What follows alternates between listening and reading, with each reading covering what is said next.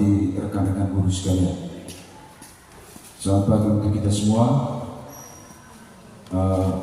Adapun tujuan kegiatan kita hari ini saya ingin berbagi pada teman-teman sekalian. Dan pada kesempatan ini ya, saya tidak bermaksud untuk menggurui rekan-rekan sekalian.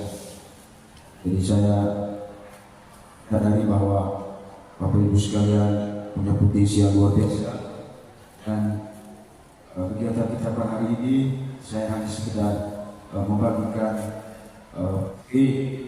Bapak Ibu sekalian.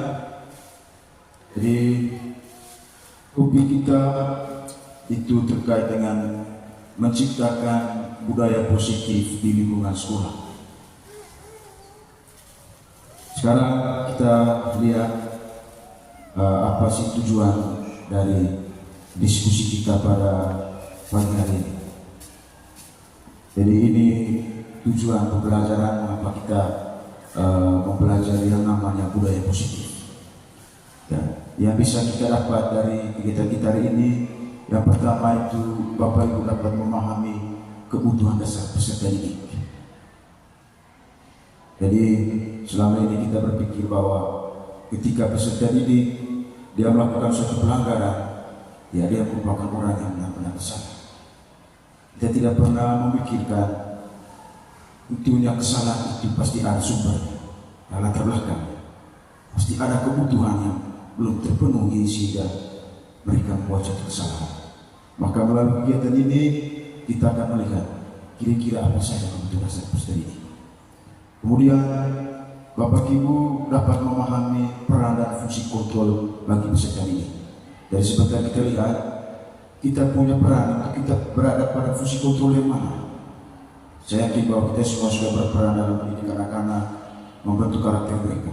Mungkin kita tidak tahu, saat kita mendidik mereka, mengubah mereka perilaku yang buruk menjadi lebih baik, kita sudah masuk dalam peran kontrol sebagai apa? Sebentar ini kita akan lihat kira-kira kita berada di posisi mana. Kemudian Bapak Ibu dapat memahami disiplin positif dalam menangani peserta didik. Ya, disiplin positif ini itu kita kenal sebentar istilah segitiga restitusi. Ya, segitiga restitusi ini merupakan sebuah pendekatan bagaimana kita mau menyadarkan peserta didik, bagaimana kita mau memberi kesempatan kepada mereka untuk menyadari kesalahan yang mereka berbuat dan mereka memperbaikinya sendiri. Kecenderungan kita selama ini bahwa ketika peserta didik melakukan pelanggaran, kita langsung mengambil posisi sebagai penghukum, kita menghukum mereka, sehingga yang ada mulai menimbulkan dampak traumatis bagi mereka. Bahkan mereka cenderung bersifat agresif ketika kita coba menerapkan misalnya kontak fisik, kekerasan verbal dan fisik.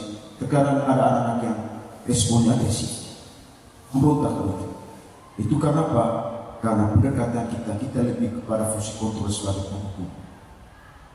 Dan ini yang kita akan bahas pada sesi pertemuan kita pada pagi hari ini.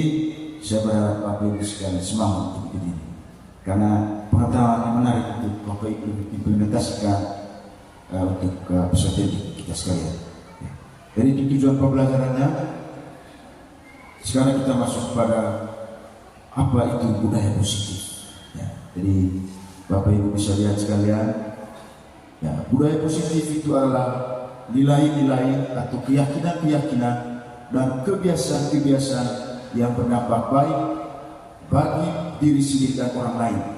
Budaya positif mencakup sikap positif dan perilaku yang menghargai, bekerja sama, menghormati perbedaan, berpikiran terbuka, mengembangkan hubungan yang sehat dan fokus pada solusi. Dari ini yang kita sebut sebagai budaya positif. Bagaimana kesalahan-kesalahan siswa yang mereka buat, pelanggaran mereka, dari kesalahan itu kita mau menyadarkan mereka dan sekaligus mau membentuk.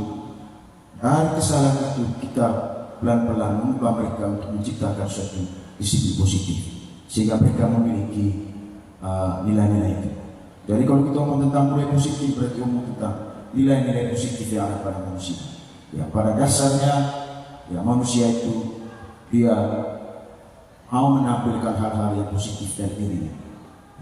Jadi inilah yang akan kita mau lihat, bagaimana kita mencoba membagikan budaya positif itu, meyakinkan si peserta didik bahwa ketika mereka melakukan suatu pelanggaran, ya kita memberi kesempatan kepada mereka untuk menumbuhkan karakter baru sehingga pelanggaran itu menjadi suatu hal yang baik bagi mereka, sehingga mereka bisa melihat dan menyadari dan membentuk pola keyakinan diri mereka sendiri sehingga ke depan mereka bisa bertindak dan berperilaku sesuai dengan budaya positif. Jadi itu yang kita sebut sebagai budaya positif. Jadi dia berisi nilai-nilai, keyakinan-keyakinan, sifat abstrak. Yang berikut, sekarang kita lihat bagaimana pembentukan budaya positif di sekolah. Yang pertama dulu, saya mulai dari nilai kebajikan.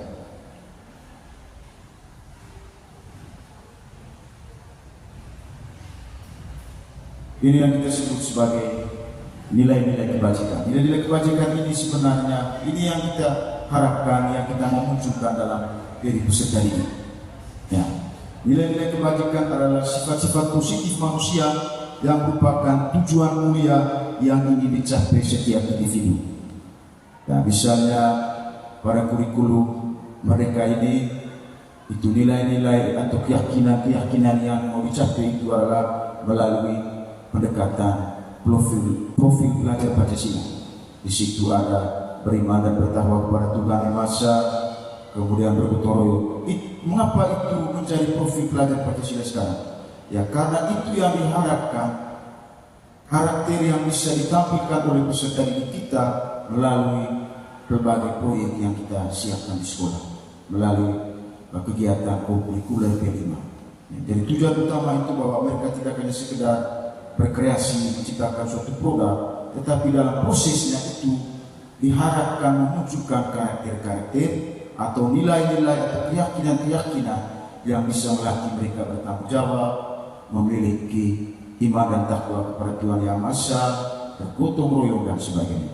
Dan itulah keyakinan yang kita lihat dari proses pendekatan P5. Jadi itu berlaku secara umum. Sekarang yang akan kita bahas hari ini, bagaimana kita membuat keyakinan kelas. Ya kali itu tadi umum P5 berlaku untuk karakter, untuk seluruh siswa. Sekarang bagaimana dengan saya punya mata pelajaran sendiri? Ya misalnya saya punya bahasa Inggris, saya juga mau menciptakan keyakinan supaya mereka tangguh dalam bertutur kata dan berperilaku. Ya jadi ini contoh-contoh keyakinan-keyakinan yang kita mau tumbuhkan. Ya. Yang pertama itu beriman dan bertakwa, menghargai dan menghormati sesama, disiplin, jujur, mencintai sesama, kreatif, kebersihan, mandiri.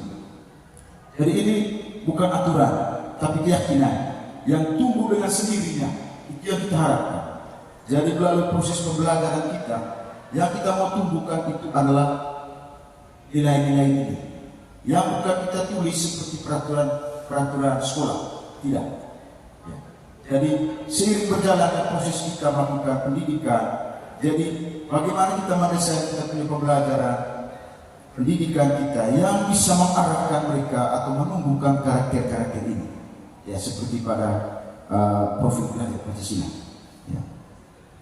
Jadi itu yang kita sebut sebagai nilai-nilai kebajikan. Kemudian yang berikut kita lihat apa kebutuhan dasar manusia. Ya, mengapa ini penting? Seperti saya katakan awal tadi bahwa terkadang ketika peserta didik melakukan kesalahan, ya kita langsung menjustis mereka orang yang bersalah seperti itu. Tanpa kita menyelidiki apa sih latar belakang sehingga mereka membuat kesalahan. Ya, menurut salah satu pakar psikologi namanya William Glasser, dia bilang bahwa setiap manusia dia melakukan sesuatu itu karena ada tujuan tertentu. Tidak ada orang melakukan tanpa ada tujuan. Ya, begitu pun peserta didik, ketika dia melakukan pelanggaran, pasti ada tujuan yang mau dia capai. Oleh karena itu, ketika kita mau melakukan pembinaan kepada peserta didik, ya kita juga harus melihat kira-kira apa sih yang salah dari anak ini. Kalau mereka berbuat salah, ya tidak semestinya 100% kita menyalahkan mereka. Kita juga harus melihat bagaimana latar belakang sehingga kesalahan itu muncul. Pasti ada tujuan yang mau dia capai. Ya. Mari kita lihat sama-sama apa saja kebutuhan dasar.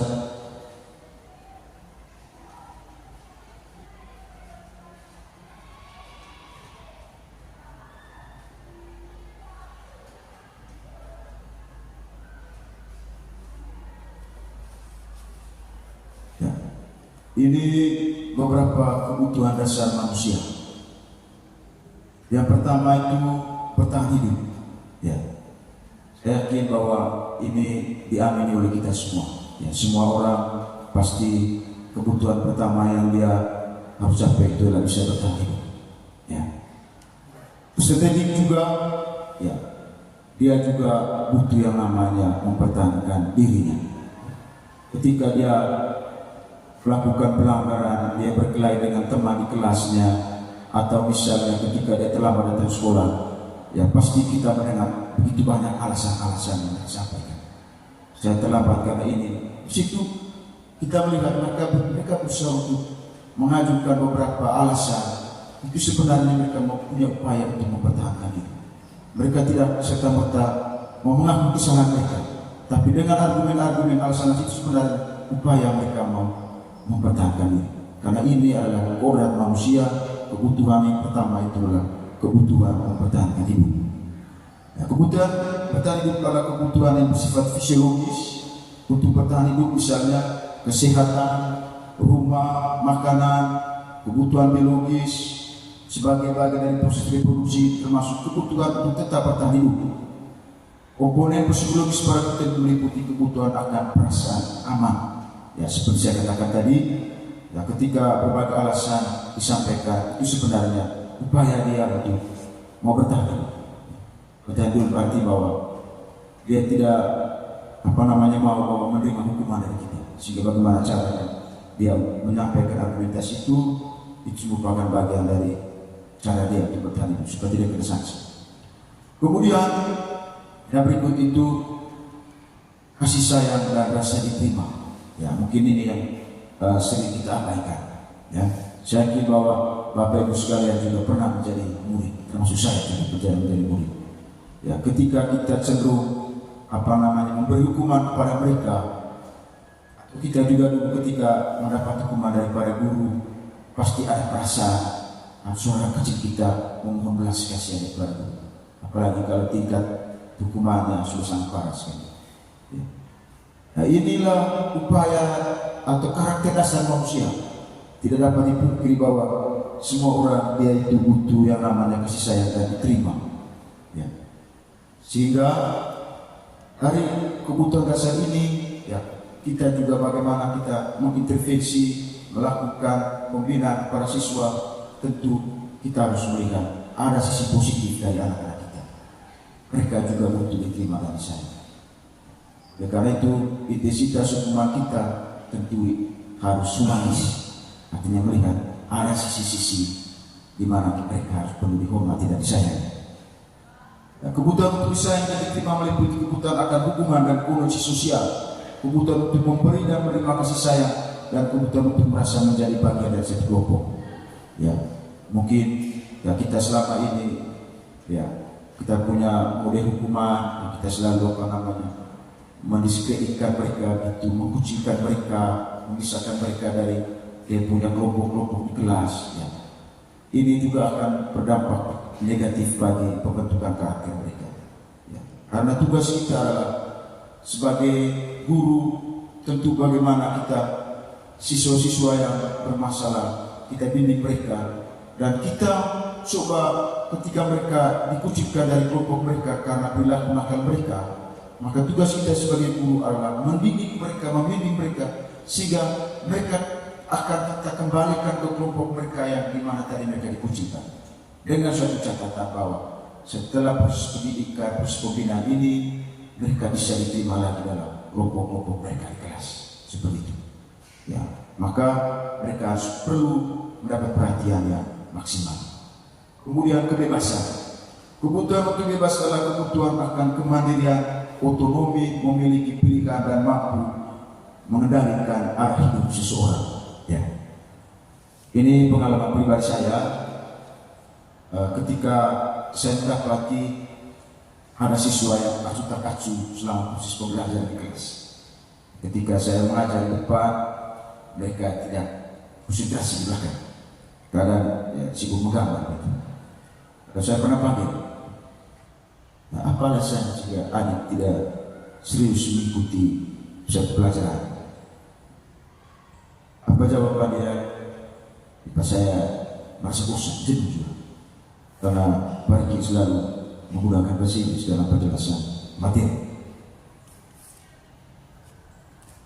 Jawaban ini dalam kesimpulan saya, kalau mereka menunjukkan perilaku kacu-kacu itu karena mereka tidak ikhlas berekspresi kelas.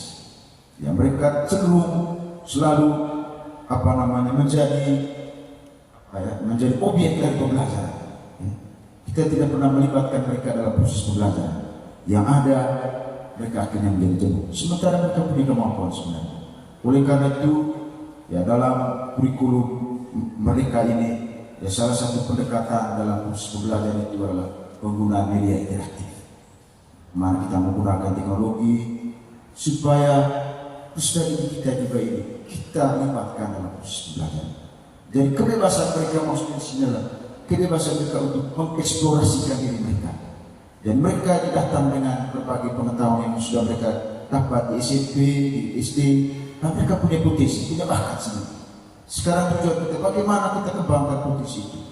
Ya, ketika kita dalam proses pembelajaran hanya berfokus pada guru, kita tidak pernah melibatkan mereka hanya sebagai penonton, ada perasaan kita bahwa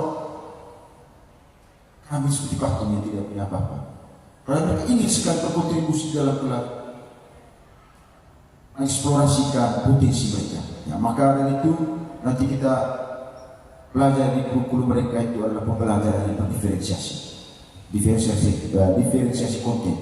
Bagaimana kita materi yang sama, tapi pendekatan yang kita berikan kepada siswa itu berbeda-beda sesuai dengan kemampuan mereka. Tujuan semua itu adalah bagaimana kita mau membangkitkan potensi mereka supaya mereka tidak merasa bosan, mereka punya kebebasan untuk mengeksplorasikan potensi mereka. Kemudian kesenangan ini juga ada yang penting. Kita semua ini juga butuh kesenangan. Begitu pun peserta didik kita. Kebutuhan akan kesenangan adalah kebutuhan untuk mencari kesenangan, bermain dan tertawa.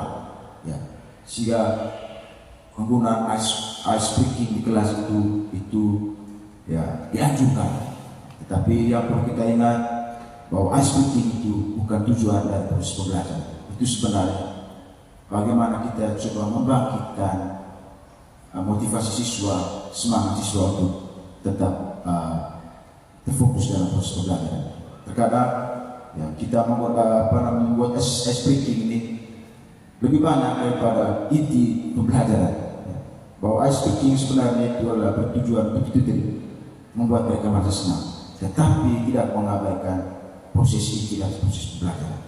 Sehingga kalau kita lihat sudah mulai tidak semangat, momen seperti itu kita bisa gunakan seperti itu, tetapi tidak membutuhkan waktu yang terlalu banyak. Kemudian kekuasaan, ini juga penting sekali.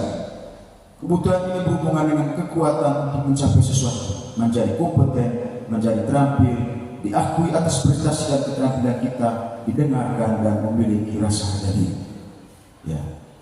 Sehingga kita diharapkan proses pembelajaran kita perlu itu yang namanya proses diskusi, meminta mereka untuk melakukan presentasi. Itu akan memunculkan rasa percaya diri yang tinggi bagi peserta didik. Coba bayangkan kalau selama proses pembelajaran 2 jam pelajaran hanya guru yang ngomong, peserta didik hanya jadi pendengar. Itu sangat membosankan mereka. Padahal mereka punya kemampuan, mereka ingin dihargai, mereka ingin menguasai teman-teman lainnya, menguasai dalam tanda positif artinya bahwa mereka mau menunjukkan bahwa inilah saya punya kemampuan yang ingin ditahu oleh teman-teman sekalian. Misalnya Bapak Ibu membuat diskusi kelompok, kemudian memberi kesempatan mereka untuk untuk presentasi di depan kelas. Tanpa Bapak Ibu sadar, sebenarnya Bapak Ibu sedang membangkitkan rasa percaya diri mereka. Mereka mau menunjukkan bahwa saya orang yang mampu. Oleh karena itu, dalam proses pembelajaran kita diharapkan untuk memahami kebutuhan dasar manusia, kebutuhan dasar dalam pendidikan peserta didik kita. Saya rasa pas lagi. Oke, sebentar kita kalau ada pertanyaan kita sama-sama diskusikan. Yang berikut, ya ini sudah kita masuk pada 5 posisi kontrol. Ya, kira-kira selama Bapak Ibu melakukan pendekatan pembinaan kepada adik-adik sekalian, adik-adik peserta didik, kita berada di posisi mana? Yang pertama itu penghukum. Saya secara pribadi memang saya sering menggunakan fungsi kontrol sebagai penghukum. Ya. Kira-kira bagaimana fungsi kontrol sebagai penghukum? Ya, seorang penghukum biasanya menggunakan hukuman fisik maupun verbal. Orang-orang yang menjalankan posisi penghukum senantiasa mengatakan bahwa sekolah memerlukan sistem atau alat yang dapat lebih menekan murid-murid lebih dalam lagi. Ya. Saya yakin Bapak Ibu semua pernah menjadi posisi penghukum. Ya. Ketika anak-anak terlambat datang sekolah, ya kita langsung memanggil mereka, marah-marah ke mereka, lalu kita sering mengatakan, kau tahu tidak? Waktu sekolah itu berapa? 17 tidak? Berapa waktu sekarang? Kurang ajar apa segala macam, kemudian kita beri hukuman yang kita di sini sebagai posisi penghukum. Seperti saya katakan di awal tadi, apa dampak negatif ketika kita mengambil posisi sebagai penghukum? Dan tentu anak-anak kita pasti mengalami traumatis yang mendalam. Ya, kalau ada perasaan lain dan dislike untuk guru-guru tertentu, ya ini sebenarnya karena ungkapan atau ekspresi mereka. Jika mereka dihukum terus menerus, pasti ada perasaan dendam. Dan seperti itu. Jadi biasanya kita menunjukkan sebagai guru, sebagai penghukum itu biasa otoriter. Dia mau coba untuk menguasai seseorang. Jadi dia tidak peduli apapun alasannya. Pada posisi kontrol sebagai penghukum, dia lebih mau menunjukkan dominasinya kepada orang. Saya yakin itu sering dialami oleh para guru. Dan itu tadi saya katakan efek negatifnya adalah akan berdampak buruk bagi masa depan anak-anak kita, akan menciptakan traumatis bagi mereka. Ya. Kemudian membuat merasa bersalah. Ya.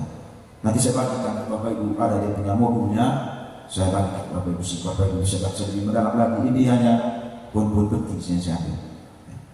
Bagaimana dengan membuat merasa bersalah? Pada posisi ini biasanya guru akan bersuara lemah lembut. Pembuat rasa bersalah akan menggunakan keheningan yang membuat orang lain merasa tidak nyaman, bersalah atau rendah diri. Ya, atau kalau kata lain ya, ungkapan sini. Ya seperti itu. Ini dia pembuat merasa bersalah. Ya dia sedikit formal. Artinya ya kalau penghukum tadi dia langsung berpoin. Tapi kalau membuat merasa bersalah, ya ini dia biasanya menggunakan ungkapan sinis. Ya.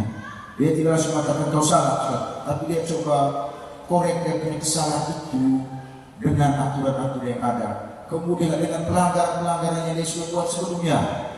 Ya, dengan di sini sebenarnya kita mau menciptakan orang psikologis bagi dia. Ya. Menurut William Glasser ini lebih berbahaya daripada penghukum. Ya. Kalau penghukum dia langsung rasa, DJ beragam langsung rasa. Tapi pembuat merasa bersalah ini membuat dia tekanan batin. Ya rata-rata orang yang bunuh diri itu kan karena tekanan batin. Ya tidak? Ya. Karena dia tidak merasa puas.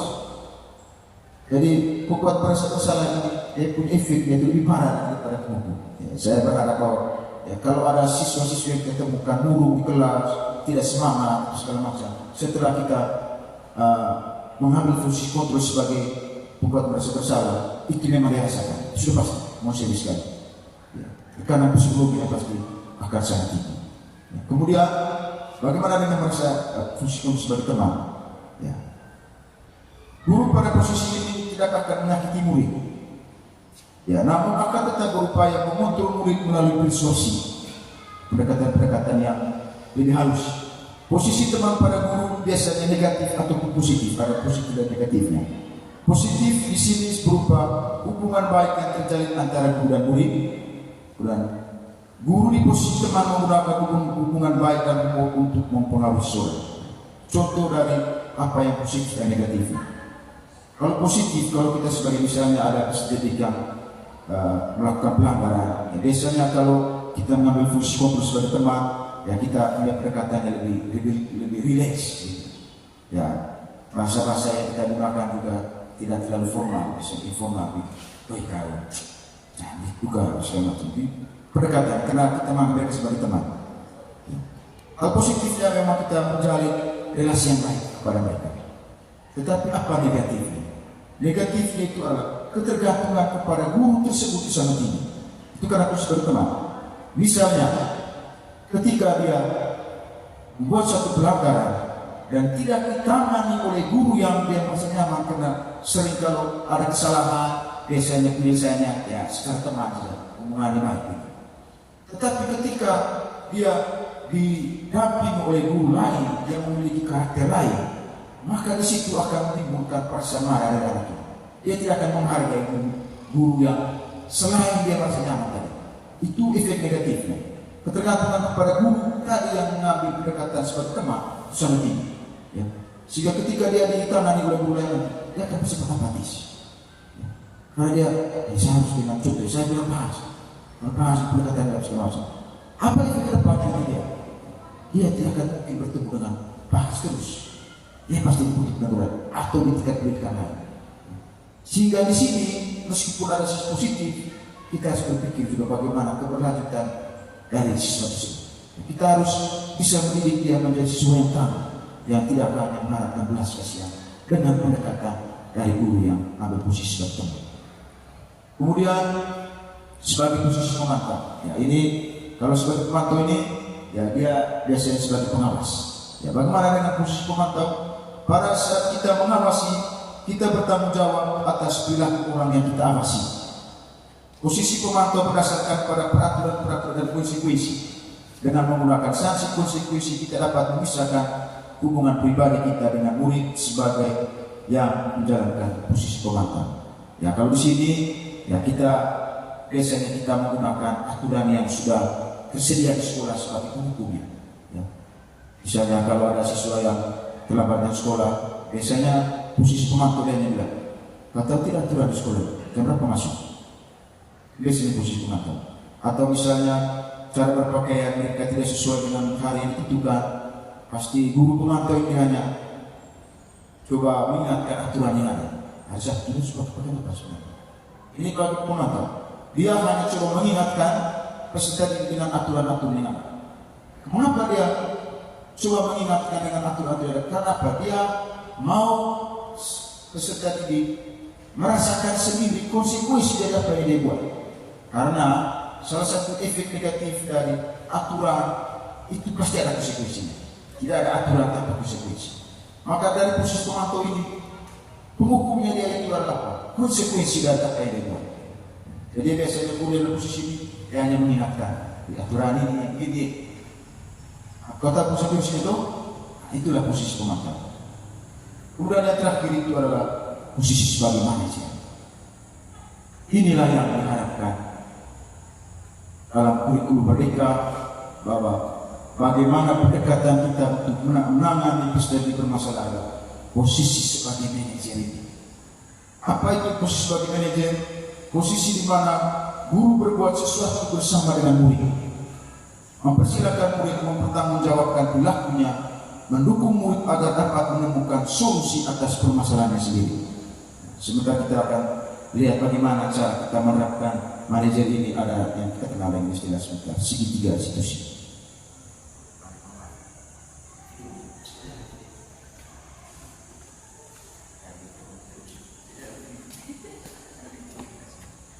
Jalan. Bisa lanjutkan ya. Ya bagaimana posisi manajer ini seperti saya katakan tadi. Ya kita menangani peserta didik dengan menggali potensi yang ada. Karena kembali seperti yang saya katakan tadi, semua orang pasti punya potensinya.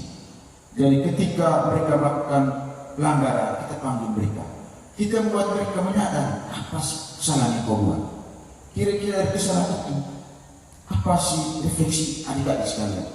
Bagaimana cara adik-adik mengubah kesalahan itu menjadi suatu kebaikan? Itulah fungsi dari sebagai manajer. Dia tidak langsung menyatakan kau salah, kau kurang ajar tidak.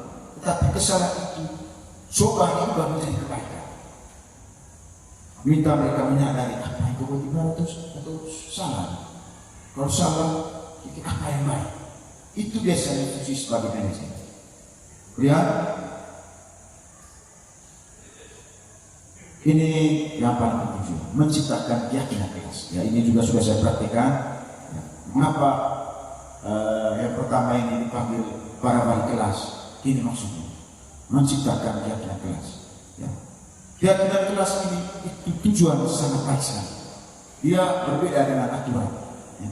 Kalau aturan tadi pasti ada konsekuensi pengulangan. Itu aturan. Sementara keyakinan itu digunakan sebagai media untuk menyadarkan peserta ini. Ya. Itu bedanya antara aturan dan keyakinan. Kalau aturan melanggar pasti ada konsekuensi. Tapi keyakinan alat untuk menyadarkan mereka. Itu. Sekarang kita lihat apa itu keyakinan kelas. Keyakinan kelas merupakan keyakinan yang mengacu kepada nilai-nilai atau nilai-nilai kebajikan atau sifat-sifat positif manusia. Nilai-nilai kebajikan itu yang beriman dan bertakwa kepada Tuhan Yang Maha Esa, menghargai teman di kelas, jujur, hidup bersih, bertanggung jawab, disiplin. Itu adalah keyakinan. Sama dengan saya katakan tadi, profil pelajar Pancasila. Ya. Kita tidak belajar apa itu kreatif tidak. Tapi kreatif itu dalam proses kita mendidik mereka. Kita lihat, kita coba menumbuhkan daya itu. Begitupun yang kita sebut sebagai keyakinan. Ya. Bagaimana interaksi mereka di dalam kelas bisa menumbuhkan karakter bertanggung jawab, menghargai. Salah satu contohnya ketika ya, ada yang sedang berbicara, kemudian sedang mempresentasikan tugasnya, lalu teman lain tidak mendengar, itu suatu hal yang salah. Bagaimana cara supaya kita menumbuhkan kesadaran mereka bahwa ketika saya tidak mendengar itu suatu hal yang salah, berarti saya tidak menghargai orang lain. Inilah keyakinan yang kita mau tumbuhkan pada diri mereka. Itulah yang kita namakan keyakinan. Apa saja ciri khas dari keyakinan-keyakinan yang kita mau buat dengan kelas kita sebenarnya. Nanti ada langkah-langkah yang sebenarnya. Yang pertama, keyakinan kelas itu bersifat abstrak. Saya katakan dia bukan aturan yang mengikat, tapi dia bersifat abstrak. Artinya tumbuh secara sendiri dari hati dari adik-adik sekalian, dari adik-adik studi. Kemudian yang lebih rinci dan konkret. Tadi sudah ada dengan contohnya tadi. Keyakinan kelas berupa pertanyaan-pertanyaan universal. Kita lihat sebentar. Ya, pernyataan keyakinan kelas senantiasa dibuat dalam bentuk positif, bukan menggunakan kalimat yang jangan. Kita lihat sebentar. Kemudian keyakinan kelas sebenarnya tidak terlalu banyak sehingga mudah diingat dan dipahami oleh semua warga kelas. Kemudian keyakinan kelas sebaiknya sesuatu yang dapat diterapkan di lingkungan tersebut. Ya, semua warga kelas hendaknya ikut berkontribusi dalam pembuatan keyakinan kelas lewat kegiatan curah pendapat. Ini yang paling penting. Beda kalau aturan, makanya ini perbedaan antara aturan dan keyakinan. Kalau aturan itu biasanya sekolah memang sudah desain, ya, sudah desain memang aturan ini sekali. Tetapi kalau keyakinan itu dihasilkan melalui sebuah musyawarah bersama para siswa.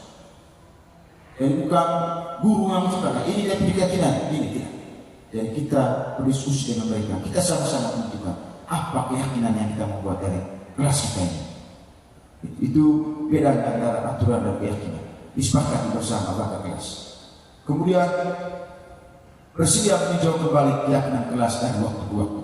Ya, makanya dalam pembuatan keyakinan kelas pada bagian akhir itu ada namanya refleksi.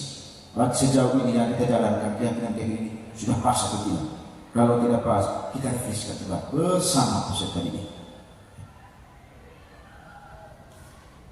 Ini langkah-langkah menyusun keyakinan kelas. Ini dari satu slide sebetulnya. Ini terakhir. Bagaimana kita menyusun keyakinan kelas? Ya. Yang pertama, guru dan peserta didik menyampaikan beberapa peraturan kelas. Jadi, Bapak Ibu bisa sepakati dengan adik-adik dulu. Pertama kita buat peraturan dulu. Misalnya sekarang, saya buat peraturan seperti ini. Selama pelajaran bahasa Inggris, peserta didik wajib membawa kamus. Itu satu peraturan. Kemudian peserta didik harus aktif selama proses pembelajaran. Itu contoh aturan di sini. Ya, setelah kita sudah sepakati aturan ini, lalu masuk kepada langkah yang kedua. Guru dan peserta didik menentukan keyakinan kelas dari setiap peraturan yang telah disepakati. Jadi setelah kita sudah sepakati ini peraturannya. Peraturan ini bukan keyakinan. Dari peraturan ini sekarang kita lihat apa keyakinan dari peraturan itu. Misalnya dari saya bilang, peserta didik harus membawa kamus satu pelajaran bahasa Inggris. Apa keyakinan yang mau dicapai dari peraturan ini? Melatih mereka untuk bertanggung jawab. Seperti itu. Itulah keyakinannya. Jadi ya, ketika misalnya nanti peserta didik saya ketika dia membawa kamus satu pelajaran, saya tidak langsung berhukuman ke dia. Saya hanya katakan tadi pasti ada keyakinan yang kau lakukan. Keyakinannya kalau kau tidak bawa kamus, kita sudah sepakat keyakinan yang kita buat kelas. Apa sih keyakinannya? Sudah kau langgar. Pasti keyakinan. Saya tidak bertanggung jawab. Inilah yang pendekatan yang ditabarkan dalam kurikulum mereka, bahwa kesalahan itu kita tidak langsung berhukum, tapi kita menyadarkan mereka. Seperti saya katakan tadi, posisi kita sebagai manajer itu menyadarkan mereka, ya, bukan kita langsung berhukum atau menyadarkan mereka. Dengan apa kita berkalimat? Pasti ada keyakinan yang ada tadi.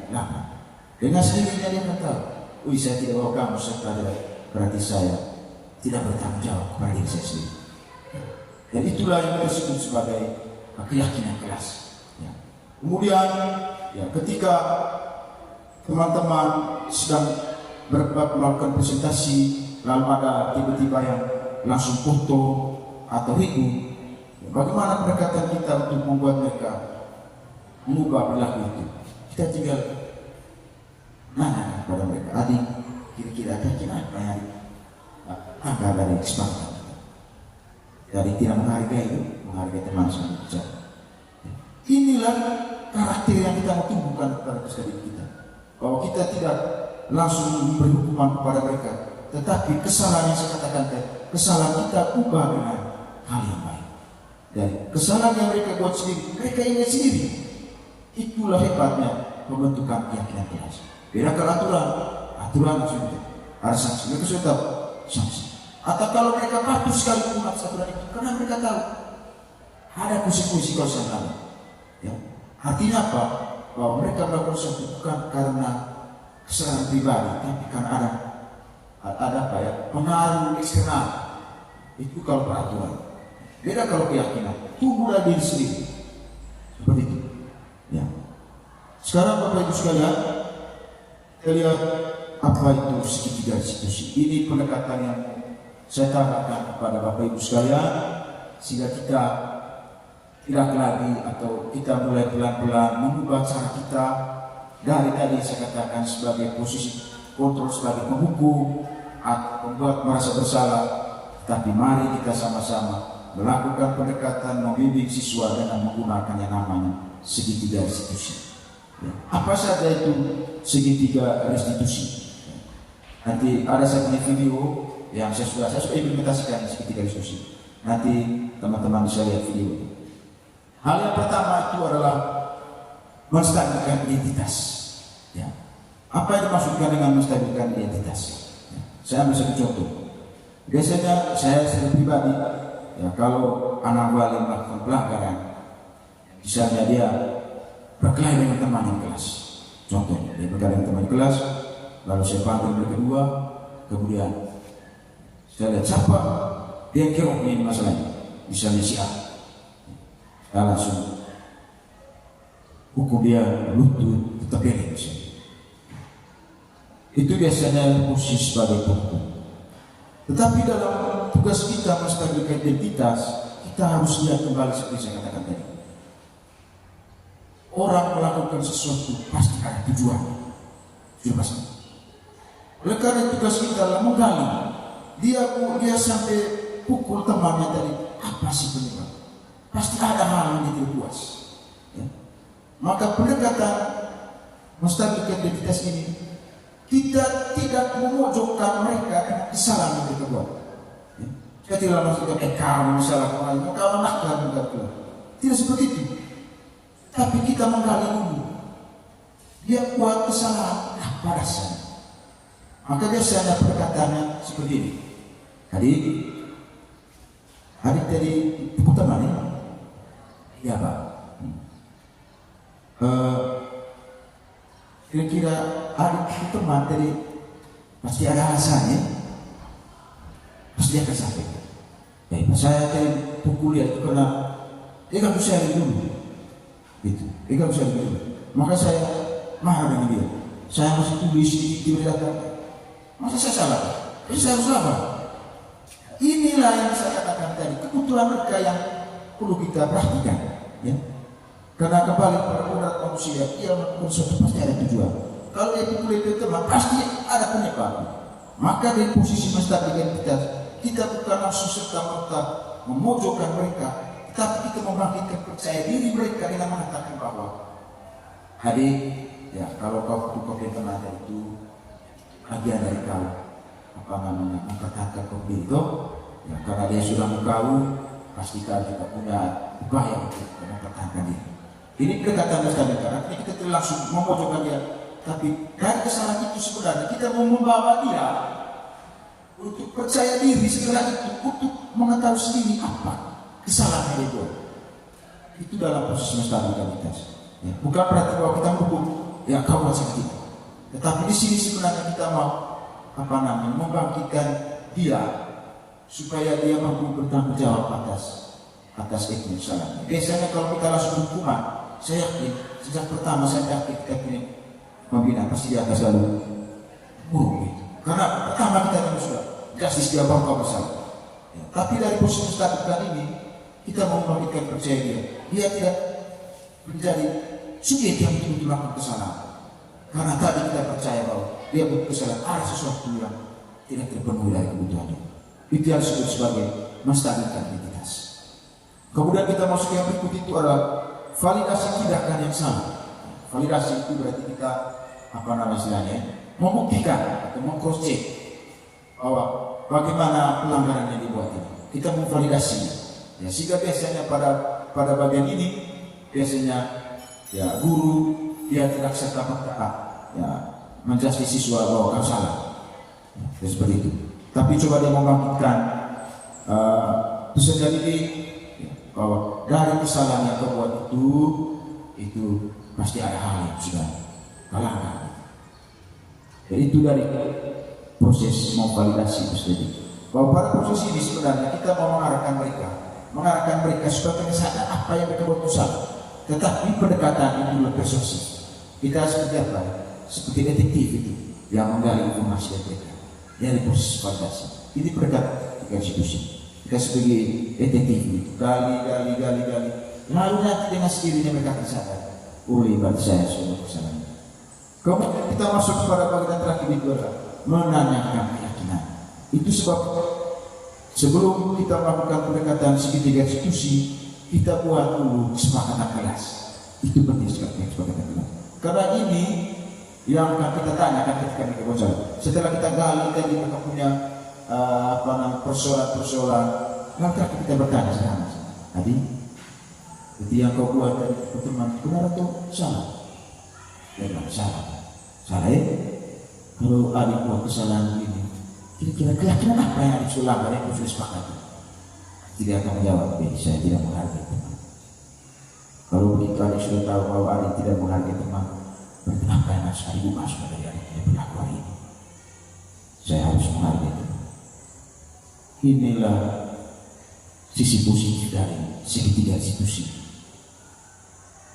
Kita tidak langsung menghukum mereka, tapi kita membuat mereka sadar secara mandiri. Jadi mereka berubah karena pengaruh internal, bukan karena eksternal. Kalau aturan tadi, ya pasti bukan karena kemauannya sendiri, tapi karena dia tahu ada konsekuensi dari pelanggaran. Kalau saya melanggar, pasti saya pasti. Tetapi kalau dengan keyakinan, itu akan tumbuh dari dirinya sendiri dengan pola pendekatan segitiga institusi. Saya ingin pas Bapak Ibu bertanya, saya juga mengalami sendiri dengan karakter sering kita disimak yang memang notabene memang itu anak-anak boleh katakan lumayan keras juga nih anak. Apakah efektif tidak di segitiga institusi bagaimana? Kalau saya berpikir kalau refleksi saya memang menghadapi anak-anak kita ini memang cukup susah. Tapi satu hal yang membuat saya merasa bahwa segitiga institusi ini baik. Kenapa? Saya punya rencana, saya punya plan A, plan B, plan C. Kalau misalnya saya menghukum peserta didik saya yang sudah beruntung karena perilaku tidak bisa diampuni, saya berharap bahwa ini menjadi plan yang berakhir. Bukan menjadi hukuman itu bukan menjadi plan yang pertama. Nah mungkin kita selama ini langsung sikap sana. Tapi setelah kita mengetahui segitiga itu, saya berharap ini menjadi plan A. Hukuman fisik itu diharapkan menjadi alternatif terakhir. Kalau memang segitiga diskusi atau plan A, plan B yang Bapak Ibu sudah siapkan tidak mempan, mungkin hukuman itu adalah solusi terakhir. Tapi jangan menjadikan hukuman itu sebagai solusi pertama. Karena kita sedang menuju pada sekolah ramalan, ya, maka pendekatan kita itu adalah pendekatan yang humanis. Ya, kalau karakter peserta didik yang memang sudah ditangani, saya berharap hukuman itu menjadi solusi terakhir, bukan solusi pertama. Karena apa solusi pertamanya? Bapak Ibu dapatkan hari ini melalui dan segitiga institusi. Oke, saya rasa itu saja yang bisa saya sampaikan hari ini. Bahwa ya, apa yang saya sampaikan hari banyak kekurangannya. Jadi saya mohon maaf kalau ada salah kata, kalau materi yang saya sajikan hari ini belum memenuhi harapan dari Bapak Ibu guru sekalian, saya minta maaf. Sebelum menutup kegiatan ini, saya beri kesempatan kepada Bapak Ibu, ya kita diskusi. Saya suka katakan tadi, saya ini tidak sedang menggurui teman-teman sekalian, tapi saya coba untuk membagi pengalaman yang saya dapat selama proses mengikuti program guru penggerak ini. Nah, kalau ada pertanyaan dari Bapak Ibu sekalian, saya persilakan. Dan moderator, ya, Pak.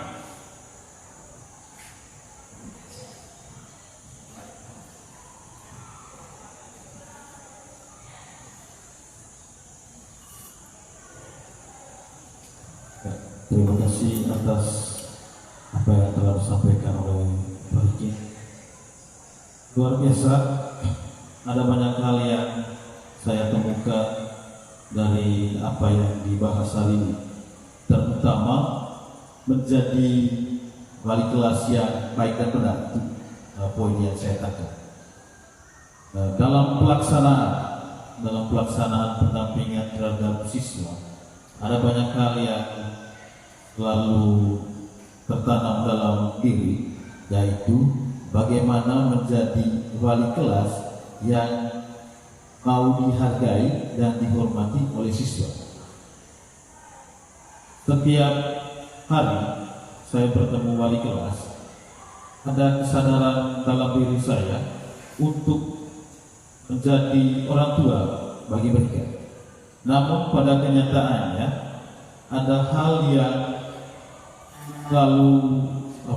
selalu ada dalam pikiran, biar saya itu dihargai oleh setiap siswa. Maka pada pelaksanaannya saya cenderung menggunakan kontrol yang pada poin pertama tadi menghukum siswa biar mereka itu sadar terhadap apa yang mereka lakukan. Dari segi psikologis, memang ada rasa belas kasihan terhadap siswa-siswa yang sering melakukan kesalahan. Cuman untuk memberi efek jerah, hukuman itu selalu diberikan biar mereka sadar. Namun pada kenyataannya, yang saya temukan, setiap kali saya beri hukuman, pada hari berikutnya mereka akan melakukan kesalahan yang sama. Yang menjadi pertanyaannya saya, apakah hukuman yang saya berikan ini sesuai apa tidak dengan mereka, ataukah mereka melihat hukuman itu ketika hanya bertemu dengan saya. Kalau dengan guru-guru lainnya mungkin berbeda hukuman. Nah ini yang apa ya, yang harus menjadi kesepakatan bersama. Kira-kira untuk mencapai standar wali kelas yang baik dan benar itu bagaimana? Memang ya yang Pak Erick sampaikan menjadi manajer tadi itu adalah hal yang luar biasa. Cuma kembali lagi ke setiap pribadi para wali kelas, kita mendekatkan diri ke siswa. Takutnya ya kalau siswa sudah menganggap guru sebagai teman, mereka akan menginjak-injak kita. Itu yang ada di kepala saya. Menginjak-injak kalau artinya tidak ada sopan santun lagi nanti kalau kita menganggap mereka sebagai teman. Jadi ya luar biasa dengan adanya kesepakatan kelas, setidaknya mereka tahu perbedaan dan juga tahu posisi mereka. Oh saya peserta didik dan yang ada di depan saya atau yang ada di atas saya adalah pendidik. Jadi biar adanya relasi yang baik ketika mereka bertemu dengan kita, ada momen yang pas kita dianggap sebagai teman dan kita dianggap sebagai orang tua.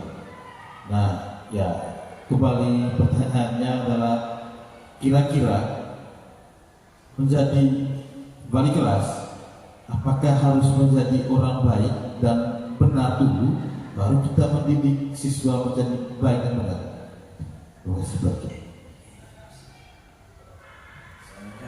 Kalau saya tidak bawa catatan, mencatat di sini. Oke. Terima kasih Pak. Ini pertanyaan yang luar biasa dan ini menjadi bagian dari pengalaman kita juga. Ya. Oke. Salah satu filosofi dalam guru penggerak itu adalah guru adalah hamba bagi murid. Filosofi dalam guru penggerak itu guru harus menjadi hamba bagi murid. Ini maknanya bukan makna sebenarnya ya. Apa yang dimaksudkan sebagai guru sebagai hamba bagi murid?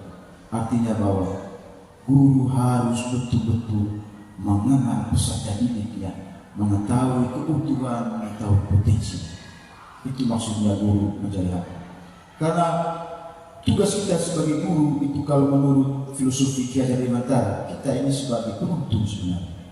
Ya. Ini pas sekali dengan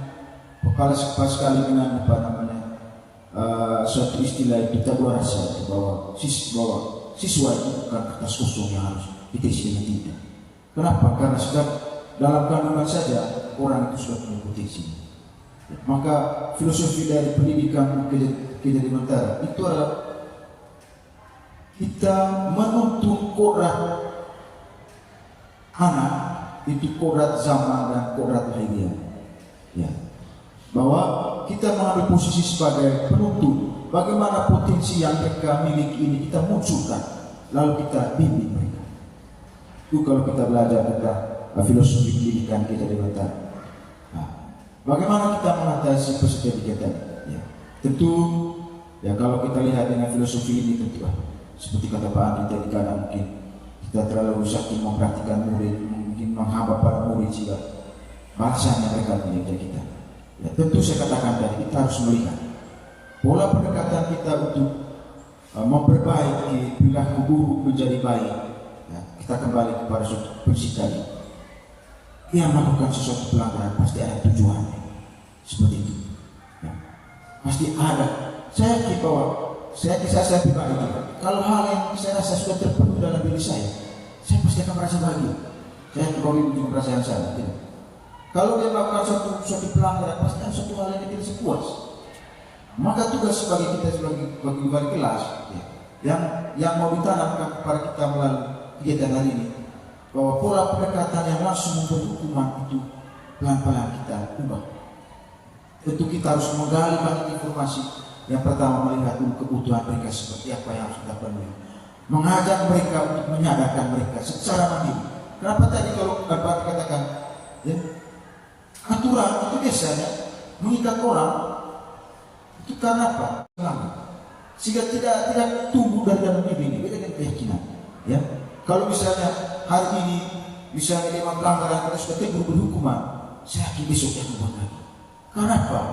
Karena dia kan yang berpikir ini. Kalau saya amati ada pencari di kita, ya saya perlu tukar paling 5 menit itu saya akan buat lagi. Karena dia tidak mau mengubah dirinya dari dalam dirinya. Itulah efek negatif dari aturan. Nah, bukan berarti aturan itu salah. Aturan memang itu sudah wajib ada di sekolah. Tetapi aturan itu tentu punya konsekuensi. Dan kalau presiden melanggar aturan itu karena dia takut ada hukuman. Tetapi yang mau kita ciptakan sekarang ini, bagaimana aturan itu tumbuh dalam diri sendiri, tapi bukan dalam bentuk aturan, tetapi sebuah keyakinan. Makanya kita diminta di setiap kelas kita tulis keyakinan. Kalau Bapak Ibu bisa membeli itu bagaimana bukti karya para guru penggerak itu mereka buat keyakinan kelas kita ini. Itu maksudnya. Apa baiknya kita menampilkan keyakinan kelas itu ya, supaya mereka kalau lupa mereka bisa lihat bahwa ini yang sesuai lakukan. Bahwa intinya bahwa mereka sendiri yang mencari tahu apa yang salah, apa yang harus saya perbaiki. Itulah yang kita maksudkan keyakinan. Mungkin untuk mengatasi itu Pak Andri, saya rasa mulai sekarang Pak Andri coba menciptakan keyakinan. Mungkin tidak memuaskan Pak Andri, tapi jawaban saya sedikit. Terima kasih Pak Andri. Saya dari hati yang paling dalam mengucapkan terima kasih yang pertama kepada kepala sekolah yang sudah memberi kesempatan kepada saya untuk melakukan diskusi singkat ini, dan yang kedua kepada Bapak Ibu sekalian. Saya tahu bahwa ya sudah meminta waktu pelajaran dari Bapak Ibu sekalian untuk mendengarkan topik ini.